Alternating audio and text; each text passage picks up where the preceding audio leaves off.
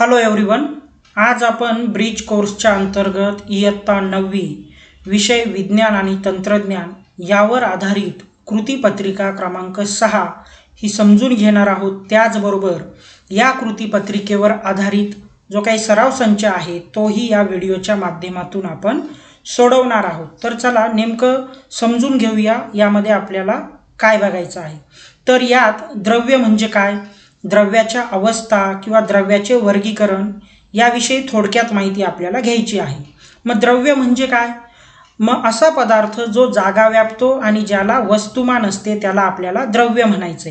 मग या द्रव्याच्या अवस्था 3 प्रकारच्या असतात, स्थायू, द्रव आणि वायू। तर याच अवस्थांच्या विषयी किंवा त्यांचे वैशिष्ट्य आपल्याला या ठिकाणी अभ्यासायचं आहे। जसं की या आकृतींच्या मदतीने आपण ही वैशिष्ट्य बघणार आहोत। मग स्थायूंची काय वैशिष्ट्य आहे बघा, स्थायूमध्ये आंतरेन्वीय बल अतिशय प्रभावी असते।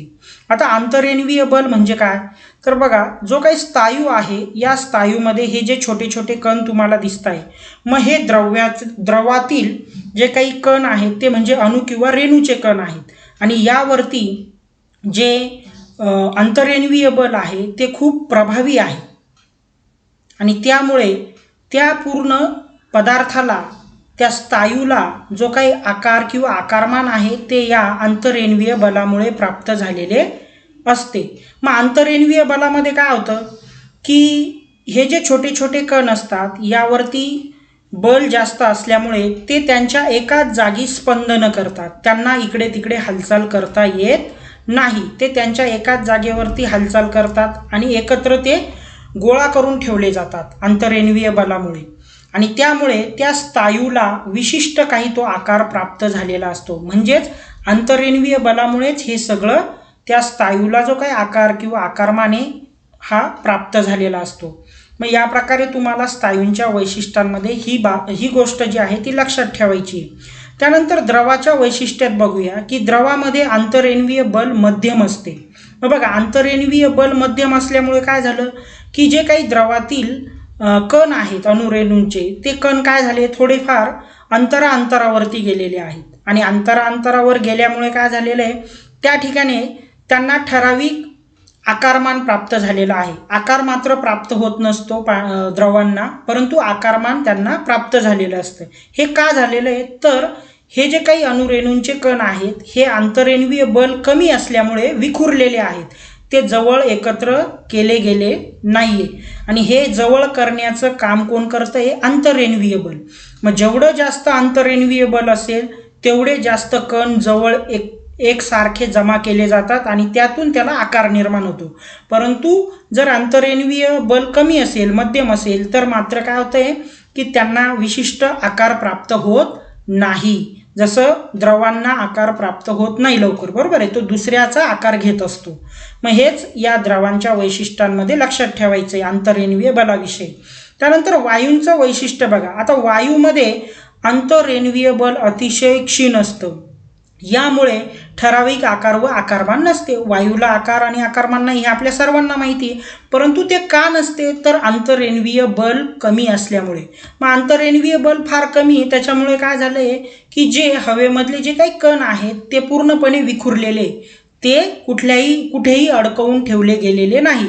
जसं स्थायूमध्ये आणि द्रवामध्ये अडकून ठेवले जातात ते कण, कोणामुळे, आंतरेन्वीय बलामुळे, त्यामुळे त्यांना थोडाफार आकार आणि आकारमान प्राप्त झालेलं असतं। पण वायूमध्ये काय होतंय की आंतरेन्वीय बल खूपच कमी असल्यामुळे त्या ठिकाणी जे काही अणुरेणूंचे कण आहे ते पूर्णपणे विखुरलेले असतात आणि ते सर्वत्र फिरू शकतात, सगळ्या जागेवरती जाऊ शकतात, त्यामुळे त्या ठिकाणी त्यांना आकार आणि आकारमान प्राप्त झालेले नसते। म्हणजेच ते कण मुक्तपणे हालचाल करत राहतात, जी जागा असेल त्या जागेमध्ये।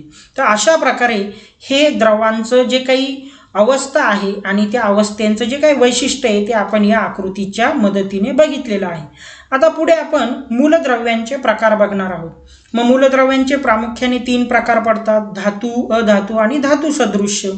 मग यामध्ये जर आपण बघितलं तर धातूमध्ये काय आहे की धातूला उष्णता आणि विद्युत सुवाहक या गोष्टी असतात धातूमध्ये। धातूंना चकाकी असते, तन्यता असतं, वर्धनीयता, हे सगळे गुणधर्म धातूंमध्ये बघायला आपल्याला मिळत असतात. आता वर्धनीयता म्हणजे काय, की ज्याला ठोकून त्याचा पसरट भाग बनवता येईल त्याला आपण वर्धनीयता म्हणतो. आणि तन्यता म्हणजे काय, की त्या धातूला ताणता येऊ शकतं.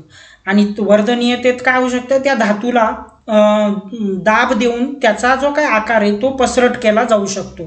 त्यानंतर धातू उष्णतेचं चांगलं वाहक आहे. त्यानंतर विद्युत सुवाहक सुद्धा आहे धातू. मग यामधली उदाहरणं कोणती आहे, सोडियम आहे, झिंक आहे, कॅल्शियम आहे इत्यादी. त्यानंतर अधातू बघा. मग थोडंसं धातूंच्या अपोजिट म्हणजे विरुद्ध आपण बघूया, की अधातूंना चकाकी नसते, तन्यता नसतं, वर्धनीयता नसते. जसं खडू घ्या, माझा खडूला आपण ताणू शकतो का, नाही. किंवा त्याला वर्धनीयता म्हणजे त्याला दाब देऊन किंवा ठोकून त्याला पसरट बनवू शकतो का, नाही. जर त्याला आपण ठोकायला गेलो तर त्याचा काय होऊन जातो, भुगा होऊन जाईल. म्हणजे अधातूमध्ये चकाकी पण नसते, तन्यता पण नसते आणि वर्धनीयता हे कोणतेही गुणधर्म आढळून येत नाही. आणि ते उष्णता किंवा विद्युत दुर्वाहक आहेत हे लक्षात ठेवायचं आहे. जसं धातू हे उष्णता आणि विद्युत सुवाहक आहे, तसं अधातू हे विद्युत आणि उष्णतेचे दुर्वाहक आहेत. मग यामध्ये कोण कोण आहे, मग कार्बन आहे, ऑक्सिजन आहे, हायड्रोजन आहे, क्लोरीन आहे, हेलियम आहे इत्यादी. त्यानंतर धातू सदृश्य बघा. आता धातू सदृश्य हे दिसायला धातूंसारखे असतात, परंतु त्यांचे रासायनिक गुणधर्म बहुतांशी अधातूसारखे असतात. हे थोडक्यात तुम्हाला लक्षात ठेवायचे. म्हणजे द्रव अवस्थेमध्ये बऱ्याच प्रमाणात धातू सदृश्य जे काही धातू आहेत ते आपल्याला बघायला मिळतात. मग सिलिकॉन असेल, आर्सेनिक असेल, जर्मेनियम असेल इत्यादी. मग ही धातूंची वैशिष्ट्ये तुम्हाला लक्षात ठेवायची, त्यांची गुणधर्म लक्षात ठेवायचे. गुणधर्म चकाकी आहे किंवा नाही आहे, किंवा त्याला ठिसूळपणा आहे का, तन्यता आहे का, वर्धनीयता आहे का, हे लक्षात ठेवायचं आहे. आणि त्याचबरोबर ते वैशिष्ट्यांमध्ये विजेचे सुवाहक आहे का किंवा उष्णतेचे सुवाहक आहे का, मग ही त्यांची वैशिष्ट्ये आहेत. अशा प्रकारे हा जो काही मूलद्रव्यांचा प्रकार आहे तो आपण अभ्यासलेला आहे. आता या कृतीपत्रिका क्रमांक 6 आधारित जो काही सराव संच आहे तो या ठिकाणी आपण सोडवायला सुरुवात करूया. मग प्रश्न क्रमांक 1 बघा. तुमच्या घरामध्ये असणाऱ्या स्थायूरूप, द्रवरूप आणि वायुरूप पदार्थांची यादी करायची तुम्हाला. मग स्थायूरूप, द्रवरूप आणि वायुरूप पदार्थ जे जे असतील ते तुम्ही लिहू शकता तिथे. मग काय काय येतील, समजा आपण स्थायूरूप पदार्थ जर बघितलं तर मग काय म्हणूया, टेबल म्हणूया किंवा फ्रीज म्हणूया किंवा तुमचा बेसिंगचा टेबल म्हणूया. हे सगळे जे काही प्रकार आहेत हे स्थायूरूप पदार्थ येतील याच्यामध्ये, बरोबर आहे. मग द्रवरूपमध्ये पाणी आहे, नंतर पेट्रोल आहे, डिझेल आहे, स्प्रेमधलं पाणी स्प्रे असेल किंवा लिक्विड असेल एखादं, हे सगळे द्रवरूप पदार्थ आहेत. आणि वायुरूप पदार्थामध्ये तुम्ही काय घेऊ शकतात, ऑक्सिजन आहे, कार्बन डायऑक्साईड आहे, पाण्याची वाफ आहे किंवा कुकरची शिट्टी होते त्यावेळेस म्हणजे कुकरची जी वाफ आहे ती सुद्धा वायुरूप पदार्थात तुम्ही लिहू शकतात. मग अशा प्रकारे स्थायू, द्रव आणि वायूंची पदार्थांची यादी तुम्ही करू शकताय. प्रश्न दुसरा बघा. घरात लावलेल्या उदबत्तीचा वास लगेच पसरतो. या उदाहरणावरून वायुरूप पदार्थामधील अंतरेन्वीय बलाबाबत कोणते निष्कर्ष काढाल. बघा, अंतरेन्वीय बल हे काय असतं, की वायूमध्ये अतिशय क्षीण असतं, बरोबर आहे. मग त्यामुळे वायूंचे घटककण जे आहे ते मुक्तपणे काय होतात, सर्वत्र पसरतात. ते एका जागी जमा करून ठेवले जात नाही, कारण की अंतरेन्वीय बल फार कमी असतं. ज्यावरती अंतरेन्वीय बल जास्त आहे ते एकत्र जमा केले जातात, परंतु वायूमध्ये अंतरेन्वीय बल फार कमी आहे.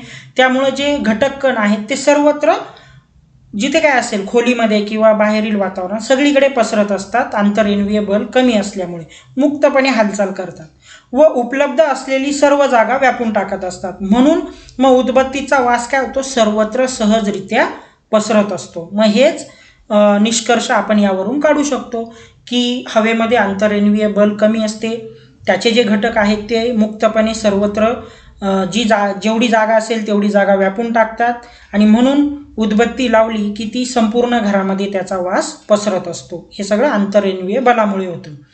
त्यानंतर प्रश्न तिसरा बघूया आपण. बघा, मेणबत्ती जळत असताना मेणबत्तीच्या किंवा मेणाच्या 2 अवस्था कोठे दिसतात.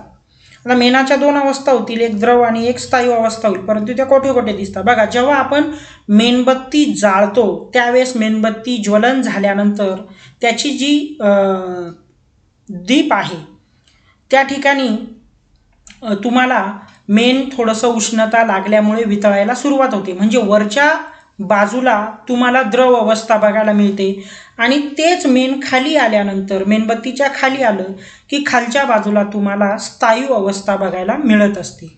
मग दोन अवस्था बघायला मिळतात, परंतु कुठे तर मेणबत्ती ज्या ठिकाणी पेटवली जाते त्या ठिकाणी द्रव अवस्था बघायला मिळते आणि जे वितळून आलेलं मेण जे मेणबत्तीच्या तळाशी असतं त्या तळाशी आपल्याला स्थायू अवस्था बघायला मिळते.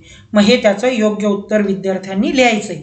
प्रश्न क्रमांक 4 आणि शेवटचा प्रश्न आहे बघा, की खालील पदार्थांचे त्यांच्या धातू अधातूनुसार वर्गीकरण करायचं आहे. मग बघा, धातू आणि अधातूमध्ये आपण या ठिकाणी यांचं वर्गीकरण करणार आहोत. मग धातूमध्ये काय आहे, धातूंचं आपण वैशिष्ट्य बघितलं की तन्यता वगैरे किंवा चकाकी असते, वर्धनीयता असते. मग तांबे झालं, हा धातू पदार्थ आहे. ॲल्युमिनियम हा सुद्धा काय आहे, धातू पदार्थ आहे. लोखंड हा सुद्धा काय आहे, धातू पदार्थ आहे. म्हणजे तांबे, लोखंड, ॲल्युमिनियम धातू आहेत आणि कार्बन, आयोडीन आणि ऑक्सिजन हे काय आहेत, अधातू पदार्थ आहेत. तर या प्रकारे तुम्ही त्याचं वर्गीकरण करायचं आहे. सो आय होप तुम्हाला हा व्हिडिओ समजला असेल. या व्हिडिओवर आधारित जो काही सराव संच आहे क्रमांक 6चा तो आपण सोडवलेला आहे. त्याची उत्तरं या ठिकाणी व्हिडिओच्या माध्यमातून बघितलेली आहे. मग अशाच प्रकारची सोडवलेल्या ज्या काही सराव संचाच्या कृतीपत्रिका आहे त्या बघण्यासाठी या व्हिडिओला लाईक आणि सबस्क्राईब जरूर करा. Thank you very much.